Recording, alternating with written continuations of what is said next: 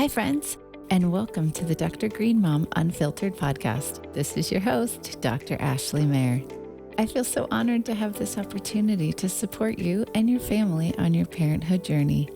Just a note before we begin, if you enjoy this podcast and would like to support my work, please consider subscribing at drgreenmomvip.com. Subscribers have access to my full-length episodes, my very lengthy library of parent-focused resources, including my treatment protocols, access to my parent support group, and exclusive product discounts. As always, I appreciate your support, and now let's begin.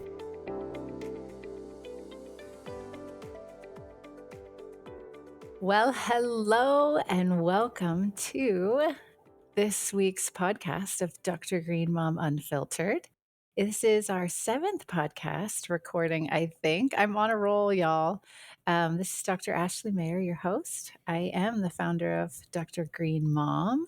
And today we have Dr. Lydia. She is here with us. She is one of our full-time doctors. And oh my goodness, she has so much information to share with me today regarding our topic, which so many of you have been asking about for a very long time. And I've kind of left y'all at a cliffhanger on social media. And this is regards to the Tdap vaccine. So I had promised y'all that I was going to give you my honest thoughts on the Tdap vaccine. And I plan to do this during this podcast today. Okay, so hold on tight. Let's get through this, and you'll hear my honest thoughts as a mother throughout this podcast. Okay, so Dr. Lydia, are you ready to get going? I am. I'm excited about this topic. I love our pregnant mamas, and this is definitely a hot button issue. It comes up, I would say, at least once every week, where there's somebody that chimes in with, what do I do? Do I get this vaccine or no? Yeah, so inside our VIP membership, Dr. Lydia is so fantastic with our parent support group answering questions. And this topic comes up probably once a week. So Dr. Lydia and I are in there answering questions and helping you parents to make these informed decisions, because it's really hard to get this from, some of our healthcare providers. And so here we go. And I'll let you know, Dr. Lydia is in her 3rd trimester of pregnancy. And she will be delivering here. You're due August 26th. Good memory. Yes, that's exactly right. So I had to put another memory with what you told me. And I remembered my son was born on August 24th. And so I was like, Dr. Lydia's +2. That's how I remembered your due date. Amazing. It's a little medical school mnemonic. You always have to do Yes, those yes. Oh my connections. gosh. Don't you? I'm so glad I don't have to do that again. Well, unless I'm trying to remember due dates, I guess. Okay, so let's chat Tdap. So the Tdap vaccine is currently given to pregnant women in their 3rd trimester of pregnancy. Mhm. Now, the Tdap vaccine is the tetanus, diphtheria, and pertussis, acellular pertussis. Mhm. What's interesting to note is the reason why we give Tdap in pregnancy is not because of tetanus and diphtheria, but we're trying to protect your newborn child from pertussis in their first 2 months of life after they are born. Mhm. So a lot of parents ask, and I've actually mentioned this before, why tetanus and diphtheria? And it's like, well, it's simply because we don't have a pertussis only containing vaccine. The FDA approved the Tdap in pregnancy, and so they're just going with that. So there's just not enough money for vaccine manufacturers to make with regards to this vaccine if we did a pertussis only containing vaccine, because pregnant women are such a small percentage of the population. So I have talked about this before in the past. But yeah, so this is the Tdap vaccine, and let's just kind of dive in. Dr. Lydia, do you want to start? Yeah, sure. So we're looking at Adacel and Boostrix. Those are your two options. And we've been Mhm. using Tdap in pregnancy since 2012. But what I find interesting is that it really wasn't FDA approved, you let me know, until Yeah. 2022 for Boostrix. in 2023 for Adacel. So we have been dosing pregnant women for 10 years, for over a decade, and using this Tdap vaccine, either Adacel or Boostrix, off-label use is what the FDA package insert has read, that it's given to women in pregnancy for off-label use. Now, in that 10-year time, we were able to do quite a bit of longitudinal research. So, following these women after they were vaccinated for over a decade and looking for key factors on immunity, on risk factors regarding potential side effects. And so, there's been 10 years of information that has been collected prior to FDA approval. So I would be highly suspect to believe that in 10 years, those pregnant women were told that they were kind of part of research. It had not been FDA approved yet. So sorry, Lydia. Do you want to keep going? Well, no, I think you're making a really good point there because I think there's some maybe confusion around how these vaccines would have been tested. Like certainly in my mind, it would have been we test out these vaccines, placebo-controlled trials, and then we are using them in pregnant women. But that is not what's happening. No, so these vaccines have not been tested versus a placebo. Actually, no Hmm. vaccines, and we've discussed this before in our previous Hmm. podcasts, no Hmm. vaccines have been tested against a placebo up until I think 2024, because I do believe one of the RSV vaccines was recently tested against a placebo. So yes, none of these vaccines for pregnancy were tested against a placebo. So I'm glad that you brought that up. Do you want to talk about the effectiveness of Boostrix and Adacel for pregnancy? Yeah, sure. So what we're really looking at is protecting, in theory, little babies less than 2 months old before they can officially be using the DTaP vaccine, which is diphtheria, tetanus, and pertussis that's approved in babies and children. So it's really, in theory, it's that 2 month window. Now, some people may not choose to do the DTaP vaccine. We can discuss that in another episode, but it's that 2 month window when babies are most vulnerable to pertussis. And we do see decent effectiveness. So Boostrix has about a 78% prevention rate, and Adacel, you're looking at about 84.3%. That's what's published in the FDA, the package inserts. Okay. So the idea is that in the third trimester of pregnancy, mama gets a vaccine to pertussis. Now, all of the technology and whatever, like speaking of immunology, like we'll bypass all of that and just say that baby comes out, baby's born, and baby has antibodies to pertussis because mom got vaccinated. So now baby has antibodies to pertussis for about 2 months after baby's born.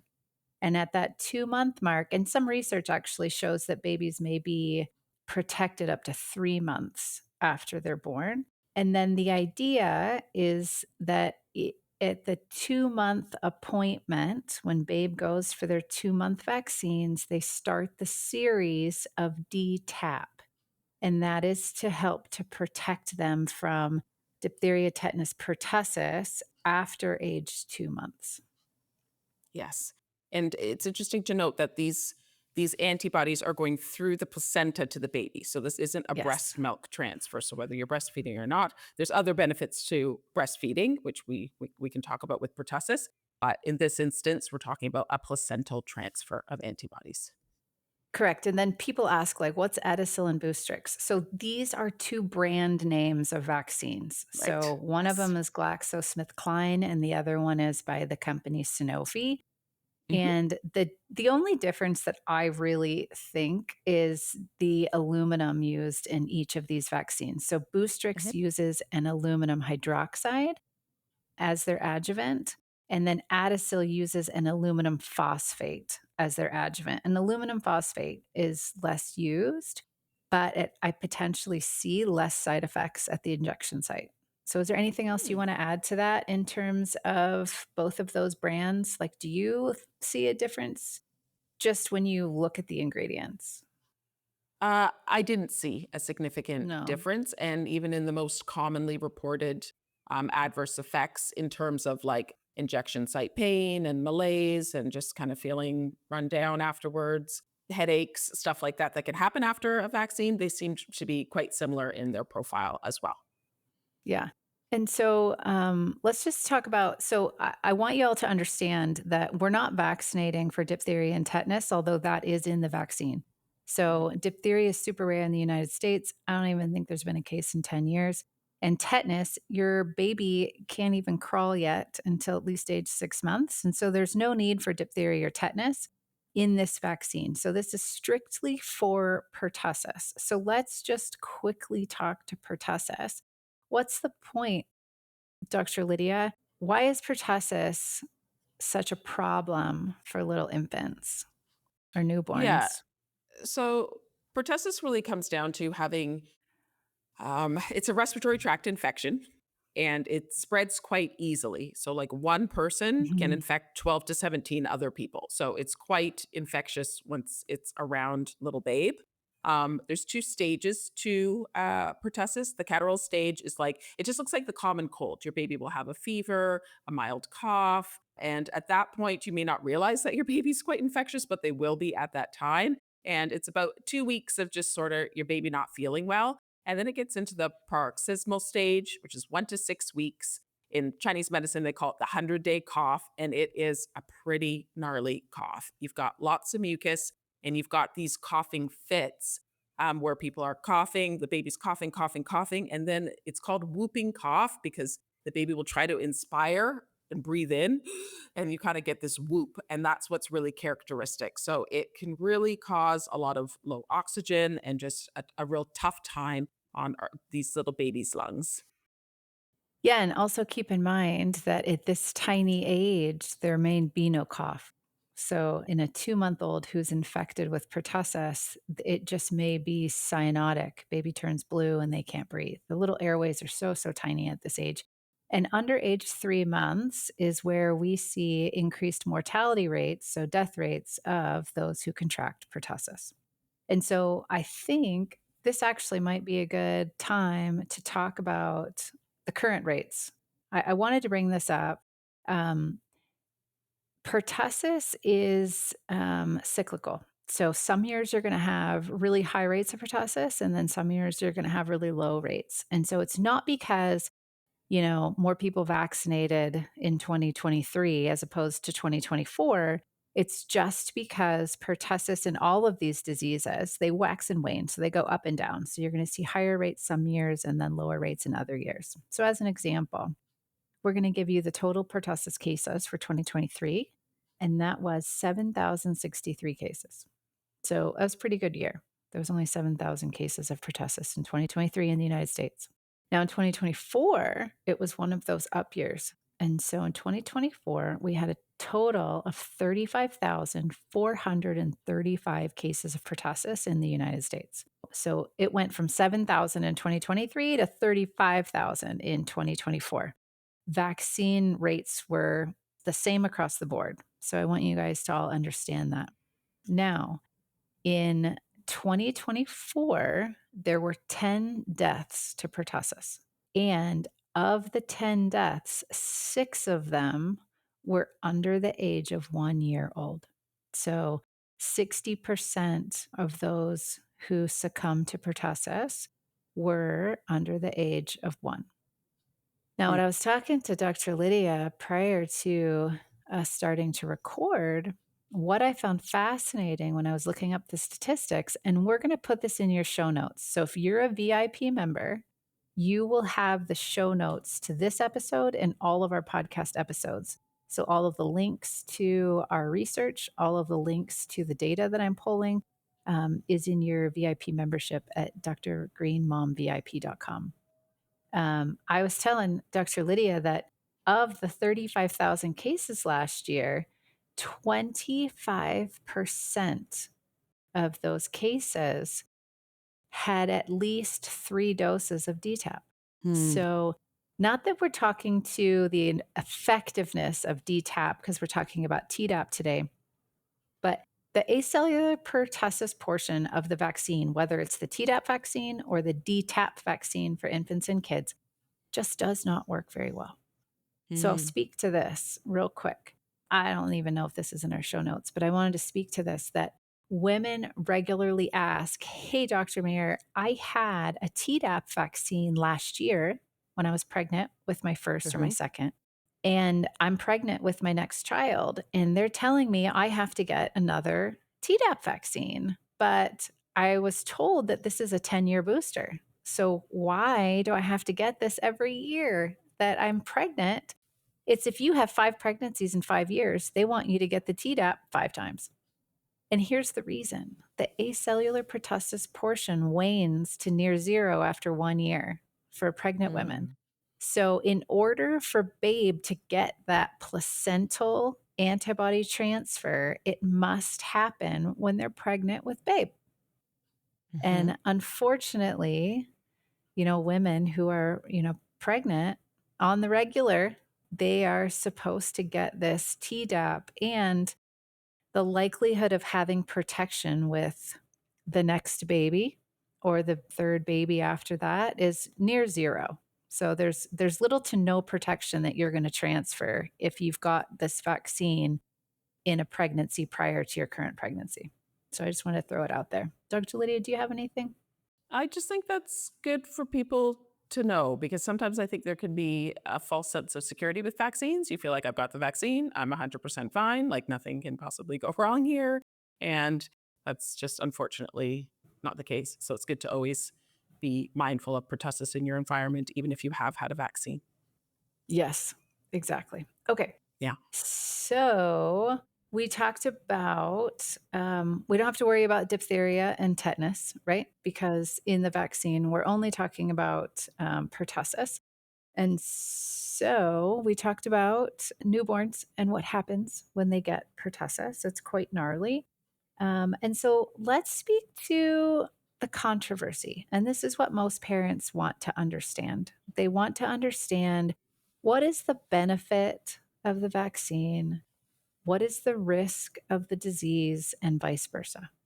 Mhm. So, what is the risk of the vaccine, and what is the benefit maybe of not getting vaccinated? So let's talk to this. Do you want to talk about the post-marketing surveillance? What is, so I just want to explain this real quick, and I'll let Dr. Lydia dive into the post-marketing surveillance for both of these vaccines. What happens during vaccine trials is that they take a vaccine and they trial it against a different vaccine. So they have two different arms of research, and one of them is the control trial, which is a different vaccine. And then they'll test Adacel or Boostrix, and then they pull like, one set of research on what they see in these control trials. And that's it. So there's not a whole lot of research initially in the phase 1 through 3 clinical trials. So after the vaccine goes to market, there is a very, very important piece of research that happens, and that's called post marketing surveillance. And what they do is, the vaccine manufacturers, they look for any type of reactions that the person may have based off of getting the vaccine. And so Mhm. they post this data on the FDA package insert. So they Mhm. have an entire list of side effects that they say may occur. So this is what has been reported to the vaccine manufacturers and to VAERS, is this post-marketing surveillance. So Dr. Lydia, I'll let you take that away. And this piece is very important, because this is you reporting the problems that may have arisen when you took this vaccine. Mhm. And I think it's great for parents to know that any vaccine, you can find this information. You just basically Google the vaccine name and FDA package insert. I think that's usually what I Google, and it'll come right up. And then you're looking at the post marketing experience, which wasn't obvious to me. I was thinking like adverse effects or symptoms or something, but that's what they label it. I don't know. Yeah, so it is confusing when you look at it, right? Is Yeah. that Yeah. you are looking for, okay, so what are the adverse events Hmm. that happen with this vaccine? And it's actually located under post-marketing surveillance. And so you can find the warning. I think it's like 5.1 and 5.2 or something, the different warnings in each package insert. But the post-marketing surveillance is what you're looking for if you want to know what are the potential side effects. I feel like they also do that with ingredients. They don't just list ingredients. I feel like they have another name for that as well, and you kinda have to search through and find what exactly is in the vaccine. I don't believe that it's the actual ingredients, all of them are on the package insert. I think you Oh. actually have to go I've always had to go to the FDA website to pull the ingredient decks. So, yeah.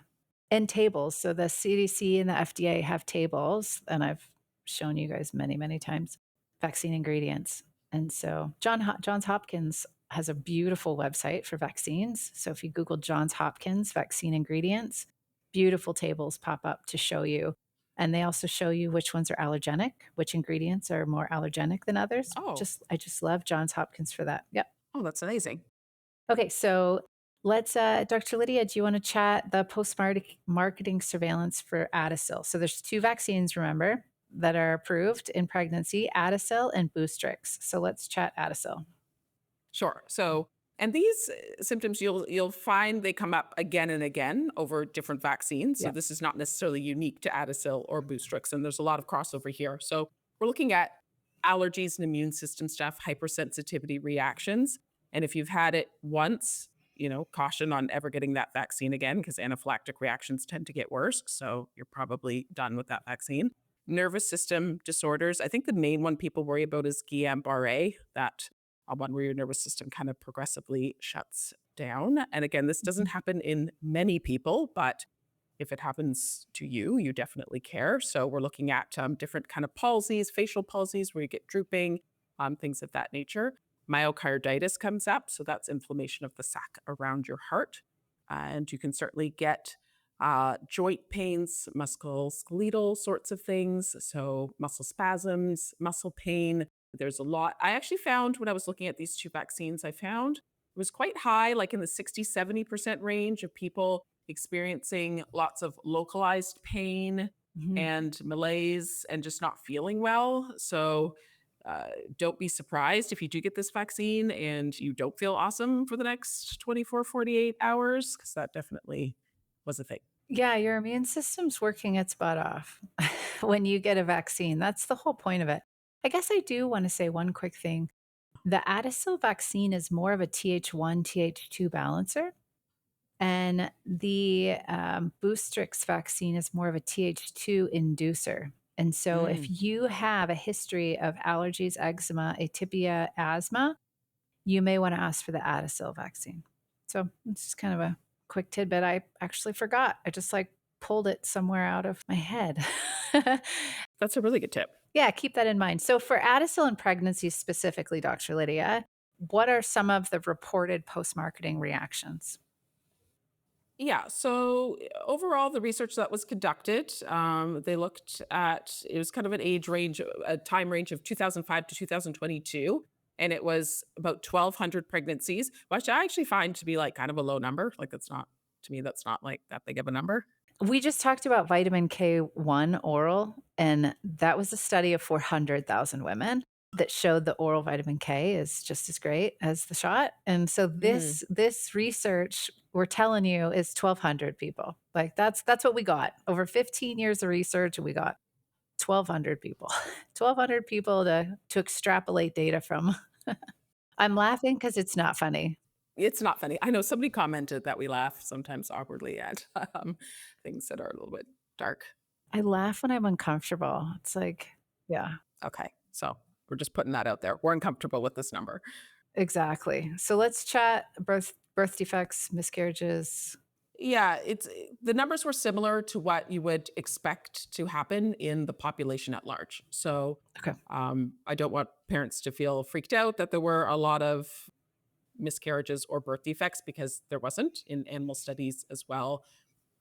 There didn't appear to be. In actual fact, the numbers were lower in the vaccinated population than in the non-vaccinated population. Okay. And it's not to say that the vaccine protects or prevents these things. I think it was just probably chance. But yeah, so it was okay. All right. And then Boostrix, what did you see with Boostrix in terms of post-marketing surveillance? So all in all, y'all, it's just in your best interest to look at these with post-marketing surveillance because for some people it may be a trigger for you. It's like, oh, I have a history of XYZ. And so for others, it's like, oh, I don't have a history of any of this, so I don't have anything to worry about. So we want you to do your due diligence and take a look at each of these package inserts. Yeah, and if you're looking at maybe opting out of some vaccines and you're not sure if you have a valid reason why, but your health has been compromised in some way, shape, or form, it's definitely good to cross reference things in your health history or your family health history with some of the things that could come up here. Again, very similar allergic reactions, myocarditis comes up again, lots of pain and inflammation at the injection site, and muscle aches and pains. And we also have our nervous system disorders in terms of palsies, facial palsies, numbness, fainting, things of that nature. Okay. Yeah. Now let's get into a little bit of nitty gritty. We have our United States government has this vaccine adverse events reporting system. And this is where you get to let the government know, or let the CDC know, let the government know, the FDA know if you had a vaccine reaction. And we use VAERS usually as a signal to do more research. So it's not typically to, pull something from market or whatnot. But if there is an uptick and it's not typical for these VAERS reactions, it leads the government to do more research to know what do we do with this vaccine and how do we handle this. So just to give you that little piece, because what I'm about to tell you is I had Dr. Lydia so graciously in VAERS. It's kind of difficult to go through. I think VAERS has gotten easier over the years to be able to navigate. But Dr. Lydia went through to look at what are the adverse events that were reported for Adacel and Boostrix. So I'll let Dr. Lydia chat about that real quick because there is quite a difference. Yeah, there was a difference. And I do want to say Boostrix, with Adacel, we had about a study of 1,200 people. Boostrix was a study of about 1,500 people and also found no increased rates of miscarriage, etc. So just putting that out there for both of them. But theirs, yeah, if you're in our VAP group and you want to navigate theirs and you need help, just chat over to us. We will help you because Yeah. it definitely took me kind of an embarrassing long period of time to find this information. You have to be a private investigator in order to be an informed parent, which is really, really sad when it comes to when it comes to anything medical, really. It's not easy. It's not easy. Okay, so diving into VAERS. So this is the adverse event reporting system that is set up in the US. So we're looking at Adacel and we're looking at Boostrix. So Adacel had a total of 7,632 adverse events reported, and Boostrix had 3,555 adverse events reported. So you can take those numbers Mhm. for what they are. Did you want to comment on those numbers? Well, I guess I had a thought is that Adacil just may be more widely used than Boostrix. So take these numbers with a grain of salt or sand or whatever, is that if Adacil is more widely used in the United States, there are obviously going to be more adverse events reported. If Boostrix is used less, there'll be less adverse events reported. But when you do look at the numbers, so as an example, what Dr. Lydia pulled up was fetal death, spontaneous abortion, intrauterine death, fetal growth restriction, fetal heart rate abnormality or decreased, fetal hypokinesia, and cellulitis. So those were the ones that Dr. Lydia pulled from VAERS. So these are very serious concerns with these reports. So we want to give you both sides. Yes, the Tdap in pregnancy is supposed to protect your kiddo in the first 2 or 3 months of life prior to getting the DTaP vaccine themselves when they go in for their vaccine appointment at 2 months. But we also want to let you know the other side of it. So there are precautions to take and there are side effects. There are, you know, there's the other side too. So there's positives and negatives to getting the vaccine. And I think that's Mm-hmm. the main thing that we want to say is that we want you to understand that there are adverse events that happen with any biologic, with any Mm-hmm. pharmaceutical. You watch a commercial on some of these new immunologic biologics that they have for autoimmune diseases. And it's like 2 minutes of talking about side effects during the commercial. And so these biologics, which are vaccines, also come with side effects. So we want you to also know about the potential side effects and how you can find this information for yourself. Yes, because I think when you're in the appointment, like it happened to me when I was with my midwife, they offered this vaccine to me, and there isn't a discussion around No, really any of these things. And I will say the numbers were not high. So with the spontaneous abortion, there were 16 people. The fetal death was 11 people. So this is not super high. But if that is you, that's the one number you care about. that means everything, right? And so that's what we want to give you. We want to give you the benefits and risks, and we want you to make an informed decision. And then I'm just going to give you my honest thoughts at the end of this. But let's chat about this, Dr. Lydia, because this is what most parents are blown away with when I talk about this. And you're not told this. Well, obviously, you're not told this. So when you go in to get the Tdap vaccine in pregnancy, have you ever been told that this is actually going to decrease the effectiveness of your child's own DTaP shots moving forward? No. So you're not told this by your doctor, but there's incredible amount of research, not just for the Tdap vaccine in pregnancy, but for the other vaccines too, is that when Uh-huh. you get vaccinated in pregnancy, you are reducing the effectiveness of many other vaccines that your child are going to receive in their first year of life. So do you want to chat maternal blunting? Y'all, you can do a quick Google search. There's tons of information on PubMed regarding Uh-huh. vaccine maternal blunting. It's not Uh-huh. hard to find. Do you want to take this away? Well, I feel like this is one way to be a real badass when you go in and see your I pediatrician and know. your OBGYN and they're offering this. You can be like, well, I know statistics on maternal blunting. And they're going to be like, what? You know about what? They'll It's be like, "What's maternal blunting?" I know. So file that away, folks. Maternal blunting. Okay. They're going to take you way more seriously. So basically, what happens is if your baby gets a vaccine and it already has antibodies from the mom's antibodies that the baby has will rush to that site and neutralize the vaccine. So it just doesn't work as well. Yes. So, just long story short, and guys, we're going to post all of this research for you in the VIP membership so that you can have it in the show notes. So, basically, just keep in mind this: there's this balance that has to happen. If you get the Tdap in pregnancy, okay, you are going to, with about 80% efficacy, protect your child from mortality Mhm, regarding pertussis in the mhm. first 2 months of life. Yes. However, moving forward, remember the pertussis portion of our vaccines does not work very well anyway. If you add maternal blunting to the mix, the vaccine's going to be even less effective when they're in their first year of life and their second year of life and their third year of life. So you may have complications to pertussis even though your child is fully vaccinated because you got the Tdap vaccine in pregnancy. So there's a trade-off. Do you want to protect your kiddo in the first 2 or 3 months of life with about 80 to 87% efficacy from mortality?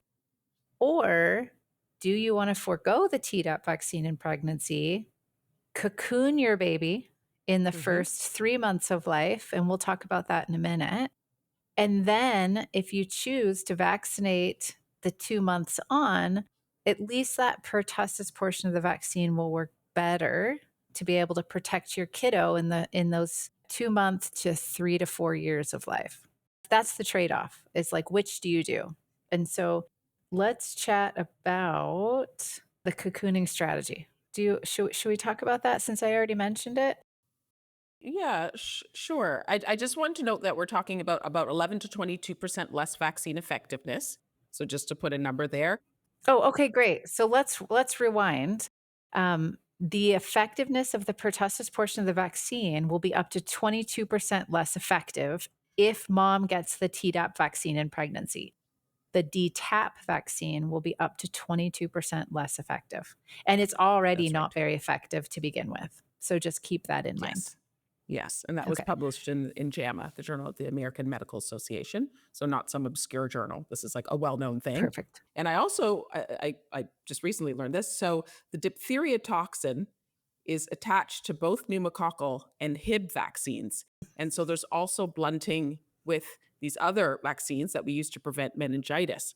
So there was sort of a bleed over effect with this maternal blunting, because remembering that Tdap does have diphtheria as a component of that vaccine. I'm so glad that you mentioned that. So keep in mind with the Tdap vaccine, you are diminishing the response also to Hib and pneumococcal. So it's not just pertussis. So you're also good to diminish the immunity response that your baby would receive to Hib and pneumococcal also. And Mhm, those are two vaccines that we discuss that are on the childhood schedule. mhm, mhm. Did you want to talk cocooning? I think I just wanted to say about cocooning is that cocooning to me means that I live in Cave Creek, Arizona, and I am having a baby. I'm not, but if I was having a baby, I would be hunkering down here in Cave Creek, Arizona. I would be limiting the amount of people that come to visit my baby in the first 3 months. I do have an older child. And so I would make sure that they are frequently washing their hands, that if they are in school or daycare, that when they come home, they get a bath or a shower. So they bathe as soon as they get home. And so some of those, I'll definitely be breastfeeding. So whether it's exclusively breastfeeding or making sure that babe is getting breast milk, whether it's from a donor or some from myself. And those are some of the things that I would do to cocoon if I chose not to do the Tdap vaccine in pregnancy. Anything, Lydia, that you would add? Yeah, I think it's important for parents to sort of premeditate, knowing this blunting effect and knowing that they can cocoon in those first 2 months, to think about when are you going back to work? Because in the US, you guys do not have a long maternity leave, generally speaking. Babies are going into daycare at younger ages, maybe than other places in the world. So, do you need the effectiveness in the first 2 months, or can you handle that at home? Or do you think you want more vaccine protection, maybe 8 months in when baby enters daycare, but is still vulnerable? That's a really great comment because you have to know what your situation is. So I can't say like get the Tdap for everybody because everybody's situation is going to be different. So if you know that your baby is going to be in daycare in the first 2 months of life, you may want to think about getting the Tdap in pregnancy. Hmm. If you're gonna be at home hunkering down and hanging out with your kiddo and your newborn, then maybe think about waiting, not getting the Tdap in pregnancy, and then waiting until babe is 2 months old to start that series and have at least a 22% higher response to that pertussis vaccine when they start getting vaccinated at 2 months. So I'm glad Hmm. that you mentioned that. It's really case by case. People say all the time, "What vaccines do I absolutely have to get?" Well, what's your circumstances? Everybody's Yeah. circumstances are different. And that's why I feel like a vaccine schedule is not for everybody. So everyone should have their own unique vaccine schedule for their own unique circumstances. Hmm. You mentioned breastfeeding. Do you want to talk about that? Because I think a lot of women ask, can I pass antibodies through my breast milk? So I'm just going to go ahead and say that breastfeeding in and of itself is your best chance to immunize your child to like all diseases. You are immunizing your child through your breast milk on the regular. They're getting daily potentized doses of your immune system through your breast milk. And so the very best immunization to these diseases is breast milk. I'm not saying that your baby's not going to catch these diseases if you breastfeed. I'm just saying that your baby's best chance is through breast milk transfer. And you have Dr. Lydia here. I love her. She reports these numbers and they're beautiful. So I want to tell you that if you get the Tdap vaccine after babe is born and you are thinking that you want to transfer through breast milk, Lydia, what did you find? The really the antibody transfer, if you're getting the Tdap vaccine, is going through the placenta. So that's just, it's not really coming through the breast milk. So, but if you opt out of the vaccine with or without vaccination, you can reduce the risk of pertussis by 73% in your baby. So even if you are not vaccinated, but you are choosing to breastfeed, you are doing amazing things for your baby. So There we And, go. and I think it's up to 80% if you do vaccinate, right? Yes, it's even better if you do vaccinate. Yeah. Yeah, there's not much of a difference between Not really. Tdap in pregnancy and breastfeeding, is what the research says, That's true. Yes. right? We'll Yeah. we'll Yeah. post When you put this it in the that way. show notes. Yeah. So you know what? We're huge advocates of breastfeeding Yeah. for all the reasons. And I'll tell you, and I know this is an aside, and this has nothing to do with this podcast, but y'all, breastfeeding can be so damn hard. I just want you to know that I am on board with you. If you're a mom and you're like shaking your head at me right now saying, yeah, but some of us just can't breastfeed, I will tell you that it was like 4 months of HELL for me when I was trying to breastfeed my firstborn child. I did all the things. I had lactation consultants come into the house, and I had her checked for tongue ties and lip ties. And I had to sit up in this chair, like upright, and I had to put my feet on a stool. And it was a nightmare for me. And so I just want you to know that I feel you. So I did. I worked myself through it. My nipples were hanging on. They were like literally hanging on. They were so broken and bleeding. And I kept breastfeeding. I had to do it. I had to do it for my kid. I had to do it for myself. And so I am with you for those of you right now who are saying, yeah, but you just don't understand. Some of us just can't breastfeed. I know what it was like. So that's my little aside on my breastfeeding journey with my first child. It was underwhelming for sure. Yeah. Um, okay. So do you want to talk about some of these? I love Dr. Lydia for so many reasons, but this is something that I didn't think about. And I'm so glad that she has brought it to awareness is some of these confounding variables. So she put this in the show notes and she put it so eloquently about the different types of people, like people who vaccinate, people who don't vaccinate. Do they choose to vaccinate? Do they not choose to vaccinate? And why this matters. Dr. Lydia, can you shed some light on this? I think this is very important. And it's also very important with the mom shaming or the parent shaming. It's very important to note that we all come from very, very different walks of life and we all Mhm. have very different circumstances, again, like we had just talked about. Yeah, I think it's important. The types of studies that are done in vaccines, we're often looking back on women. So we're not controlling for a whole bunch of different variables. We're kind of just looking back and trying to make correlations and put pieces of data together.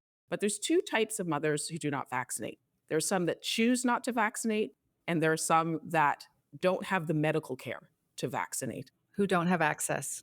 who don't have access, basically. They may be underhoused, they may be dealing with substance use issues, they may be in an abusive situation, there could be a whole host of things. But these women who may be unvaccinated, not by choice, but because they just didn't have the medical care, may also have babies who are at higher risk of getting pertussis because they don't have breastfeeding support, because they're not taking all the Dr. Green mom supplements, they can't afford it, because they don't have the financial means to stay at home. They might be sleeping on somebody's couch or sofa, right? And then they're at like increased risk of their baby getting pertussis. So sometimes we just sort of associate, vaccination, it's the most protective thing. And maybe it is, maybe it isn't, but I don't think we always control for variables and reasons why women may not be vaccinated. I also noticed in the research that about 90% of the women that were studied, or that the people, men and women, because we're looking at the bigger studies, about 90% of them are Caucasian. So if you are a person of color, like sometimes, like for Native people, Indigenous people, they were like 1% of the study population. Black people were like 8%. Latinos were like 4%. So some of our studies are also skewed to favor different populations. So I just wanted to kind of provide some context there.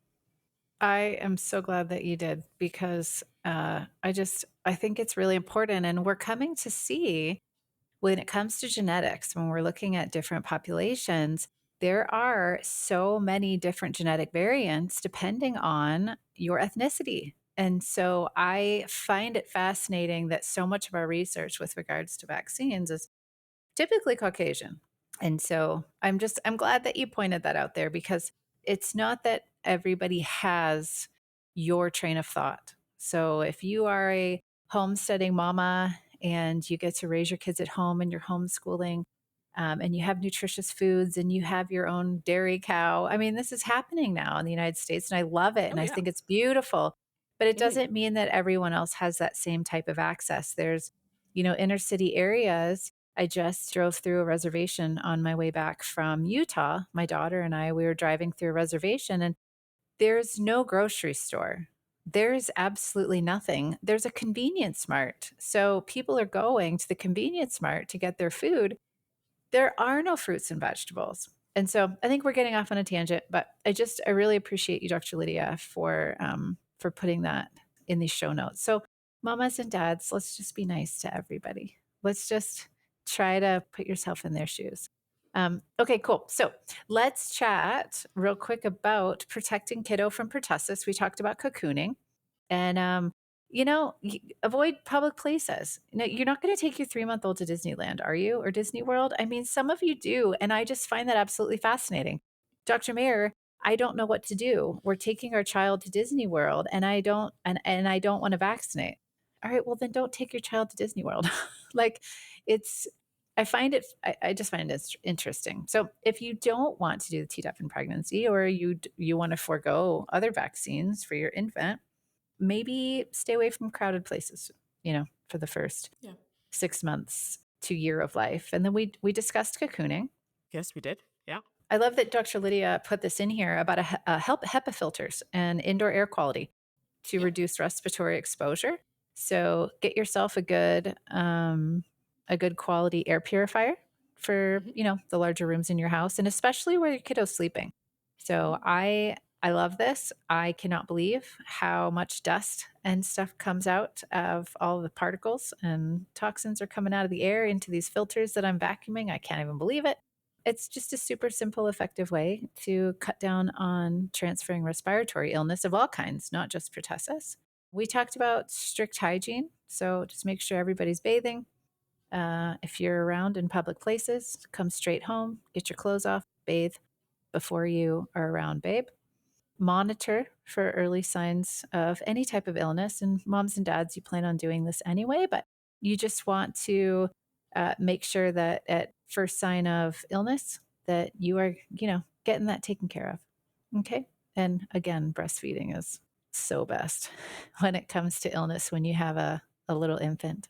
Yes. With or without vaccinating. So before I, I give my final thoughts, Dr. Lydia, do you have yeah. anything else that maybe we missed or Yes, I do want parents to know that there are antibiotics that are somewhat effective the longer pertussis goes on. And usually you don't know your baby has pertussis in that first like week, 10 days. So, Mhm. but that being said, if you figure out that somebody with pertussis has been around your baby and you have a 2-month-old and unvaccinated, uh, Unvaccinated or vaccinated? I will say, I don't care if your child's had 2 pertussis vaccines or has had no pertussis vaccines, if you chose Tdap in pregnancy or not. yes, Go ahead, Dr. Lydia. get in there with the antibiotics. Like we have a lot of parents Yep. who are nervous about them, but just if you're weighing the costs and benefits here, you've had a pertussis person around your baby, just do it. Erythromycin, azithromycin, those are the ones. The best chance to treat pertussis is in the first 2 weeks that your child has been exposed and has contracted. And so I would prophylactically, if a patient came into my office and said, so and so just came down with pertussis and they were around my infant, I would prescribe the infant prophylactic antibiotics. So I'm so glad that you mentioned that. And don't be afraid to be that person who's like, please don't kiss my baby all over their face. Like sometimes, people just want to love on your baby, and I totally get that. But as a parent, like feel free to set boundaries with who you want Yes. coming over, who you want snuggling up with your baby. You know, be that person. I will tell you that I've had multiple cases in my 15 years of practice where infants came in with herpes simplex type 1. Oh So, no. adults kissing their babies. Yep. And they have herpes simplex type 1 on their mouth. So, just keep that in mind. I never let anybody kiss my baby except for myself and my husband and my kids until baby got older. So, keep that in mind. And so I guess I will give you my final thoughts. uh, I am not going to speak to you as a doctor right now. Okay, I'm going to speak to you as a mother of 2 beautiful children and a lot of beautiful experiences with a lot of parents. And I'm going to tell you this: I, as a mother, this is my personal opinion, not my professional opinion. I'm not a fan of any vaccines in pregnancy. Mm. Okay. And so with vaccines comes potential adverse events. And Hmm. I prefer to take precautions to protect my family instead. I have the luxury to do this, and not all parents have this type of luxury. And so I'm just giving you my honest thoughts that I had the opportunity to stay at home with my children. I did not have to put them in daycare. They Mm. have access to beautiful, nutritious foods. I breastfed them both. Great sleep quality, great indoor air quality. I never took them to crowded places. We didn't get on airplanes in the first several months. So I really took the precautions to protect my kiddos from these diseases that we vaccinate for. So I opted out. I opted not to get any vaccines in pregnancy ever. And this is just my own personal opinion. This may not work for you, but I want to share with you my thoughts. Now, I do believe that maybe some of my professional experience bleeds in to the reasons why I choose no vaccines in pregnancy for myself. So just take that how you want. But in my personal opinion, I would choose to forego vaccines in pregnancy and practice all of the proactive points that Dr. Lydia and I discussed. And that's, it's like, gives me anxiety to say this. I think just for fear of being a medical healthcare provider, giving you my honest thoughts.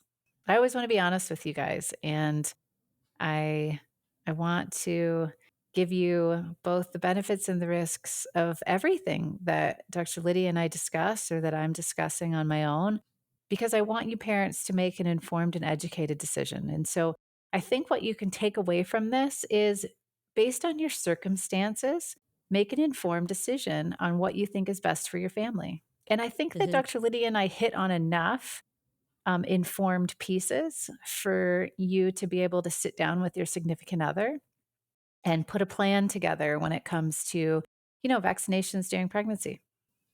Yeah, it's a very personal choice. You don't have to share your decision with other people. It's just between you, your partner, and your healthcare Yeah. provider. Thank you for sharing that, Dr. Mayer. I know that's why you've had such a loyal following over the years, and so many people just love you because you will tell people the real deal and tell them how you really feel because you genuinely care about the people that are following you. Thank you. Well, I have a hard time sharing my personal opinions because I don't want people to take that as truth. So I don't want someone to say, "Oh, Dr. Mayer said that she doesn't believe in vaccines in pregnancy, so I'm not going to do it." Well, I'm not saying that. I'm saying that because of my circumstances, like, I am not doing vaccines in pregnancy. And so I don't want you to think that if you're one of those people who has to put your kiddo in daycare, before 2 months of age or before 3 months of age or at any point in their first year of life, or if you're not breastfeeding and you're formula feeding, I don't want the takeaway of this podcast episode or of anything that I say is that, well, Dr. Mayer said this, and so I'm not going to do it because she doesn't do it. Because what's best for my family may not be what's best for your family. But I do want to give you guys my honest thoughts more often. Yeah, I think people love that from you. And that's why you don't also just create little sound bites. It would be easy to just do a 30-second Instagram reel and say, never vaccinate in pregnancy. But instead, we're, spending hours, quite frankly, putting together podcast Yeah. stuff because we want to give you guys the full story so that you can make an informed consent decision that's right for you. And there you go. That's it. Okay. Thank you so much. That was great. All right. Well, thank you all so much for listening. Dr. Lydia, thank you so much for being on. And I have no idea what our next podcast episode is. We just kind of fly by the seat of our pants here at Dr. Green Mom. And so if you have an episode you have in mind, we've actually Oh, got some yeah. VIP members giving us some really great feedback on podcast Yes. episodes. So if you out there are listening and you have an idea for a podcast, can you put it in the comments? So whether you're on Spotify or YouTube or Apple podcasts, we would love Yeah. for you to comment and let us know what you would like to hear from us next. And if you like us, I would love an honest review as well. So yeah, without Awesome. further ado, you guys have a wonderful day and we'll see you next time. Thanks, Dr. Lydia. Thank you. I have so much more to talk about. So if you'd like to continue listening to this conversation, please join my VIP membership community. After signing up, you'll have access to my full-length episodes, my very lengthy library of parent-focused resources, including my treatment protocols, access to my parent support group, and exclusive product discounts. Join my community at drgreenmomvip.com. Thank you for listening, and I'll see you next time.